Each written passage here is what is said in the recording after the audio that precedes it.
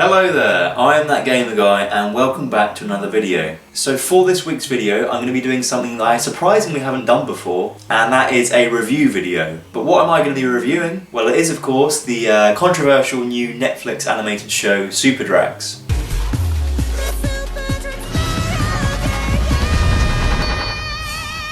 This show is getting a significant amount of attention in the LGBT community, particularly from fans of drag and drag race, and the response to this show has widely been negative. So I read online reviews and opinions on Reddit, but I wanted to form my own opinion on the show and address the backlash that it's received. So before I get to the opinion part of this video, I'll do my best to give you a non-opinion based review of the show itself. So Super Drags is a Netflix original Brazilian animated show. It has also been dubbed in English and features the voice talents of various Drag Race alumni, Ginger Minj, Shangela, Trixie Mattel and Willem. Now the dubbed version is the version that I watched, primarily because these Drag Race alumni are part of the controversy, which I will return to later. So the show follows a very basic narrative. 3 gay co-workers are chosen to become drag queens with superpowers, and it's up to them to defend the world from an evil drag queen. So the plot itself is Mighty Morphin Power Rangers. Trixie Mattel plays a very Zordon-like character. Willem plays a very Rita Repulsa-like character. When the Super Drags turn into drag queens, they even say it's dragging time. And in the last episode, each drag queen gets her own mech, which is very reminiscent of the Megazords. Alongside this, there's an ongoing,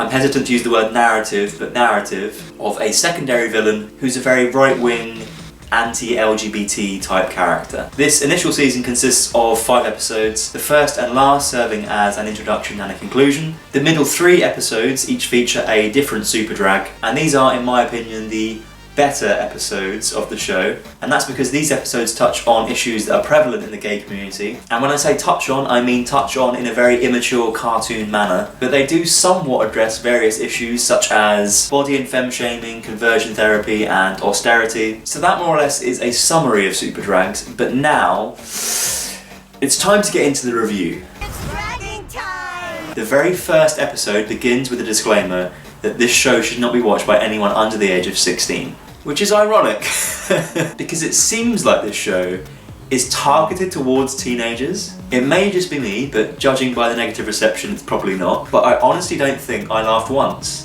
Now, I'm not sure if that's because I'm not the right demographic, or because the show just isn't funny. Now, obviously, it's a Brazilian show, it was written in Portuguese and translated into English, so perhaps some of the comedy has been lost in translation. But the humour for me was just not there. The show's comedy pretty much relies on either immature visual gags, or it relies on gay pop culture jokes. The humour for me, much like the characters, is very one-dimensional. Now, the voice acting in this show has also received criticism. Some people are saying the show should have used professionals as opposed to Drag Race alumni. I personally don't have a problem with the voice acting. I think the Drag Race queens did the best with what they were given. My issue with the show, other than the comedy or lack thereof, is the animation. I find the visuals very uneasy on the eye, but I think this is more of a personal preference because the style is very akin to many other contemporary cartoons, which just aren't for me, so I'll let you make your own mind up about that. So I feel I've discussed the show at length. I'd now like to discuss the controversy that followed its release. Firstly, a lot of people are claiming that they were offended by this show,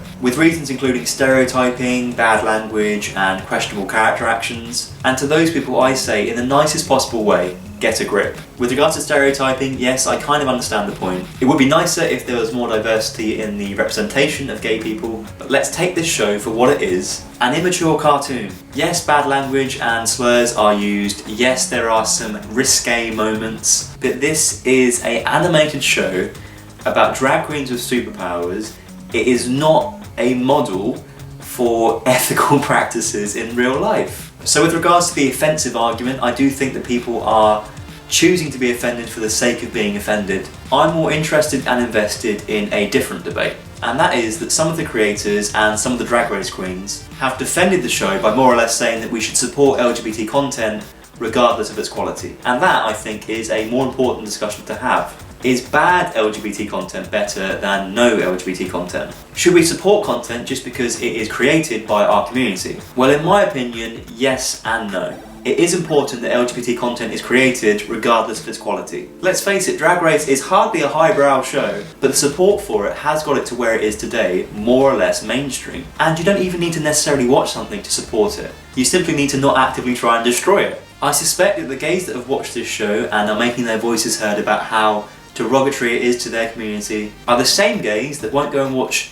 independent award-winning films like Moonlight. It's important for our community to engage and create as much content as we can. Straight people have good award-winning films, so should we. Straight people have bad, immature comedies, so should we. Having said that, it is also important to keep perspective on quality. And if we all watch content just because it's LGBT relevant, the creators assume that people keep watching, so the quality must be good enough. And it just becomes a cash cow, something that I think, unfortunately, Drag Race is in danger of becoming. And there are ways of being critical of quality without being self-destructive. Super Drags is bad. It is a bad show. But it's not bad because of a lack of representation, or it uses the words homo or faggot. It's bad because it just isn't entertaining. So if you watch the show and you don't like it, don't needlessly hate on it and its creators. Be critical in the most constructive way you can. Choose to win the battle, but be mindful of the war. So that was my Super Drags review. Thank you for watching. If you've seen the show, then please feel free to leave your thoughts on it down in the comments. And with that, I'll say goodbye. Please like and subscribe if you want to see more. If there's anything else you'd like me to review in a future video, then leave your suggestions down in the comments. Season 1 of Super Drags ends by asking you to tell Netflix how wonderful the show is and to renew it for a second season.